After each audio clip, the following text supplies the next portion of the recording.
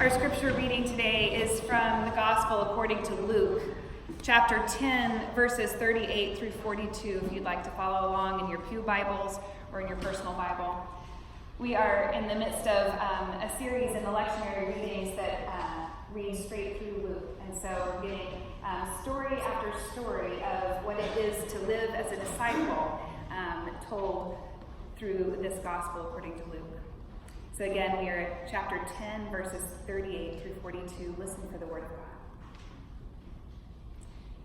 Now as they went on their way, he entered a certain village, where a woman named Martha welcomed him into her home. She had a sister named Mary, who sat at the Lord's feet and listened to what he was saying. But Martha was distracted by her many tasks. So she came to him and asked, "Lord, do you not care that my sister has left me to do all the work by myself? Tell her then to help me." But the Lord answered her, "Martha, Martha, you are worried and distracted by many things. There is need of only one thing. Mary has chosen the better part, which will not be taken away from her." This is the word of God for the people of God. Thanks be to God. Let us pray. Holy and loving God, open our minds and hearts to receive your word today. O God, may the words of my mouth and the meditations of all of our hearts together be pleasing in your sight. O God, you are our rock and our Redeemer. Amen. This week I left last Sunday and headed to the border. And this was a trip intended to serve a few different purposes. We have opened here as a respite center for asylum seekers. And as many of you know, we served in that way for a short time before things began to change. And then no more buses were arriving because there's a new order to stay in place in Mexico. And so we knew that we had prepared for something. And we needed to find out what it was that we need to be busy and at work doing so that the things that we prepared here would still benefit someone, not be wasting away in the first floor of this building. And so we went to do a few things. We went to first see if we could confirm what we thought was the case on the border, both on this side of the border and the other side of the border. And we also went to discern whether or not there were possible partnerships that we could build and then create different or new relationships with a different part of the border. The group that we were working with before was the Annunciation House out of El Paso, and so this border trip took us to McAllen and Laredo and Brownsville, and then back up to San Antonio to do some studying and some work. While we were there, we did confirm many things. We confirmed what the situation is on the border, the fact that it is taking about 3 to 4 months right now for someone who is wanting to seek asylum to be able to step up to the counter, so to speak, at the border. And so, as you might guess, after waiting 3 or 4 months in really hot weather, without resources, tensions get high, depression rages, and you either begin to give up or look for another option. And so, as you might imagine, many are looking for that other option, and oftentimes it is jumping in the river and coming across anyway. Now, you might be aware that jumping in the river and coming across means that you're entering in by illegal means. You're not entering at a port of entry that is legal. And so if you do that, you're immediately picked up and charged with the 1325, which is a misdemeanor. If you do it again, then you're charged with the 1326, and that's a felony. This is just the short version of what happens at the border. And so Kathy and I went to spend a day in court and watch as many people were processed as 1325s and 1326s. And then, when we went and actually spent time on the other side of the border, we encountered individuals who were absolutely at their wits' end. One young man in particular, I think, really got to our hearts. He was a young man who was from Bangladesh. He spoke Bengali, and no one around him, as you might imagine, could speak his language. And I want you to imagine just for a moment how isolating it must feel to have gone through horrific things on a journey, but have no one to be able to tell your story to cry to, just nobody to listen because you couldn't be understood. Well, fortunately, one of our friends that was with us, Almas, is from India, and she, we asked her, can you understand him? And unfortunately, she could not, but she had a good friend who could, and so she was able to get her on the phone. And she had a conversation with this young man, and the change, just being able to spend a few minutes on the phone with someone who could speak your language was life-changing. You could see how life-changing that moment was for him. But the fact of the matter was still that we didn't have a way to really help. We didn't have a way to help him feel to rest assured that he could get to the point of seeking asylum safely.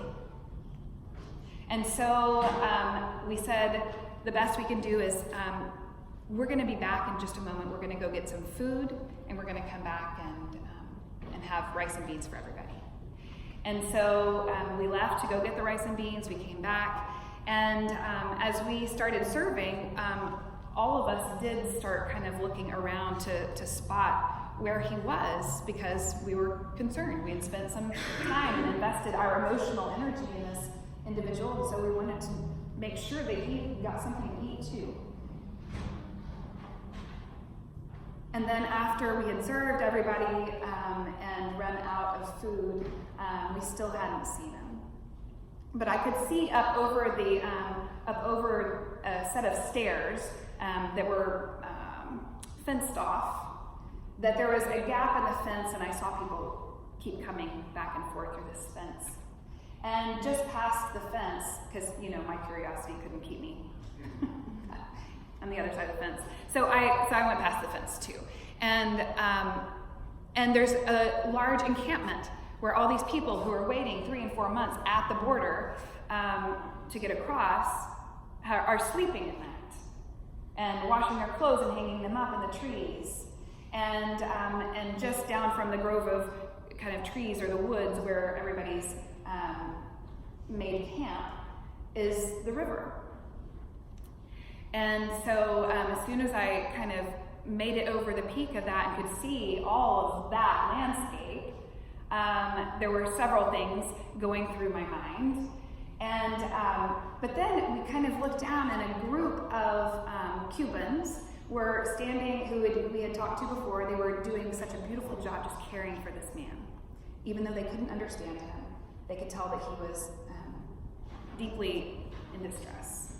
And so as soon as they saw me come over the hill, they started motioning. They wanted us to come, and they wanted to tell us that he just jumped in and he went across.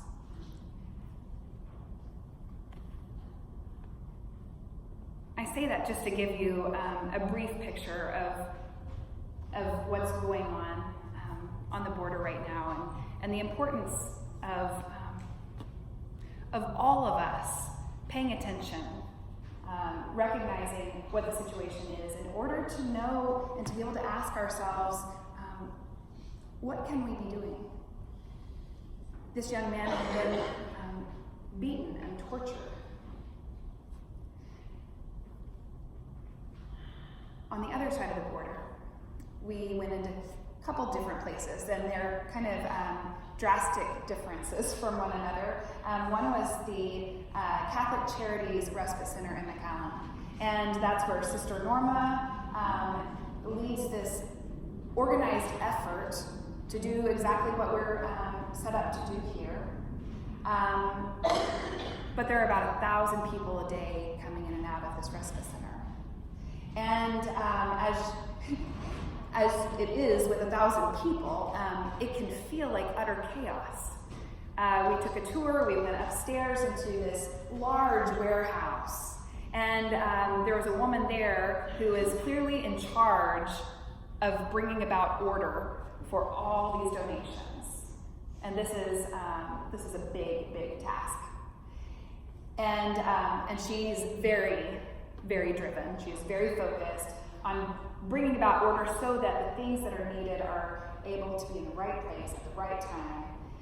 But when we encountered her downstairs, when we were actually working to distribute items to people who needed them, she came down briefly and she said, "I don't ever work down here. I can't really handle it. I'll just lose my mind."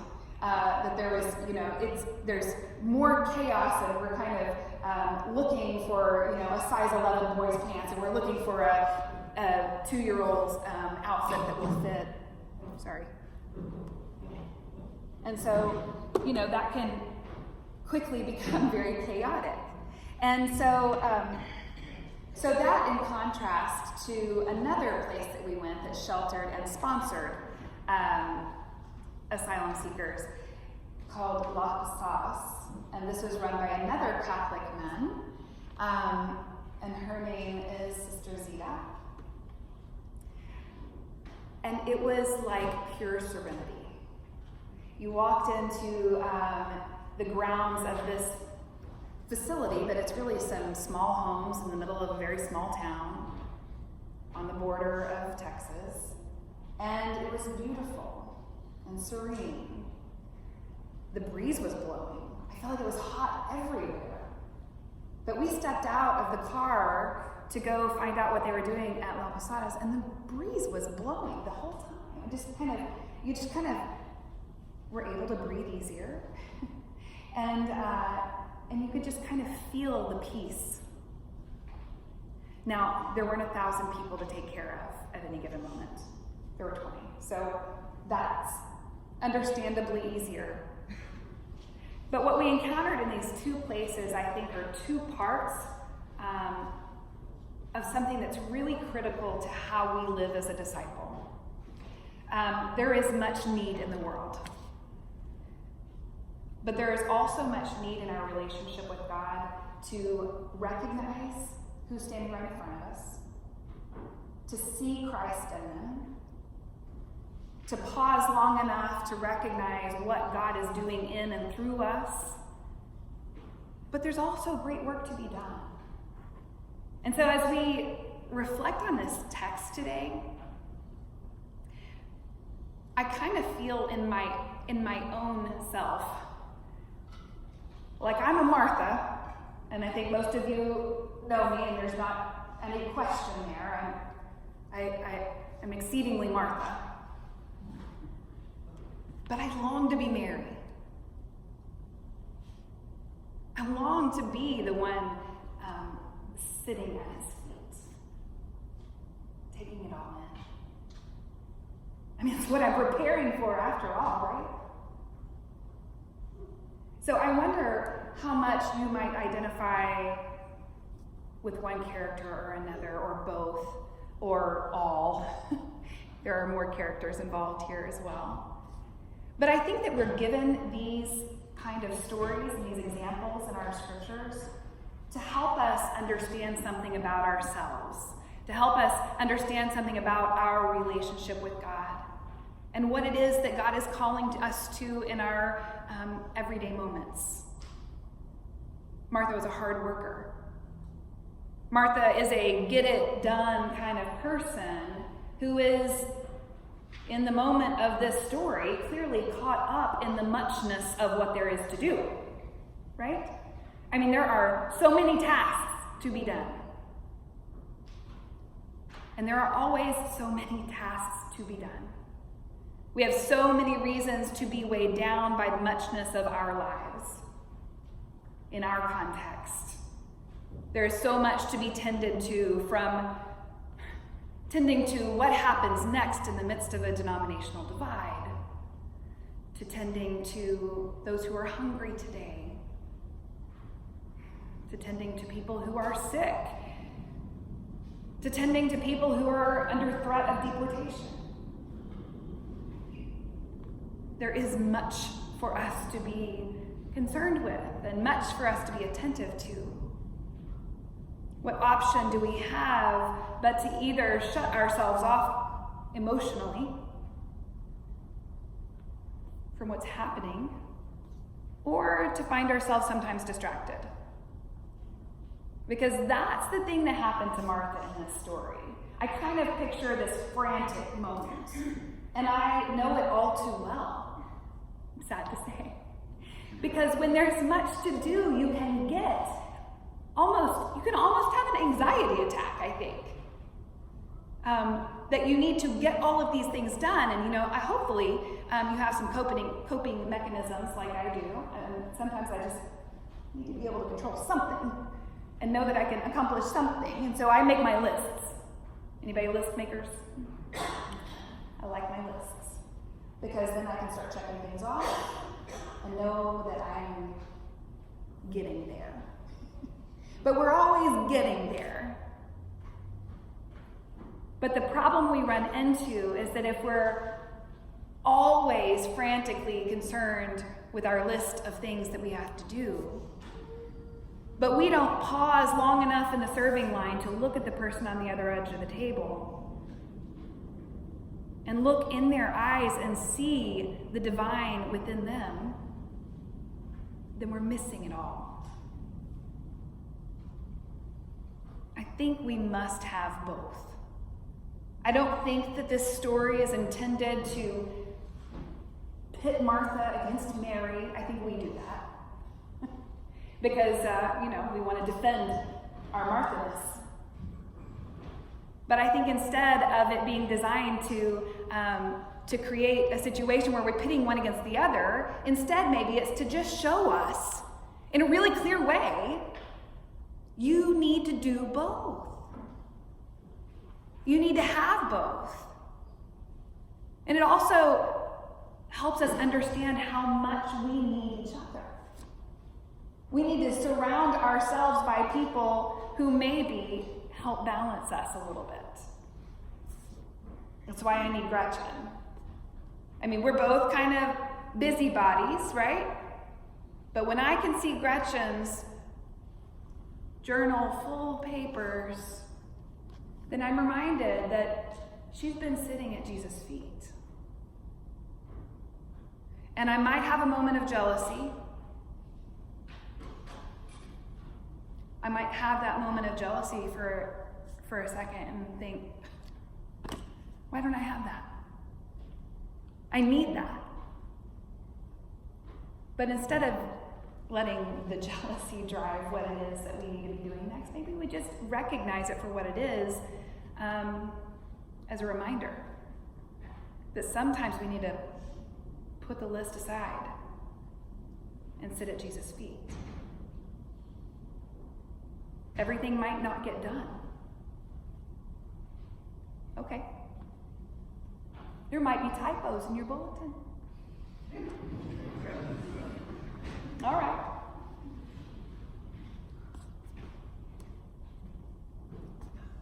At the end of the day, it's going to matter so, so much more that I saw you today. That I didn't rush right past because there are too many tasks to do. But that I took a moment and recognized how much I need you and how much you need me. And maybe that's what we can take away, is that this is all a message of needing each other. Mary needed Jesus. Jesus needed Mary.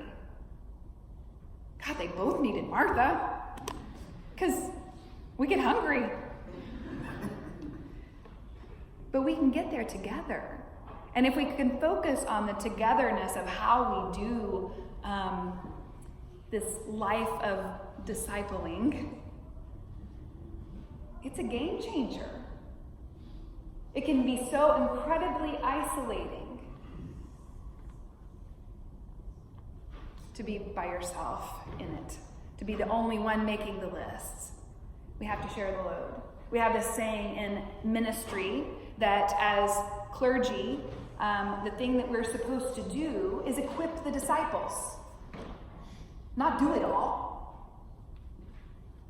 Equip the disciples for the work of ministry. It sounds like I'm just pushing off my job. It's not. Because there is work for all of us to do.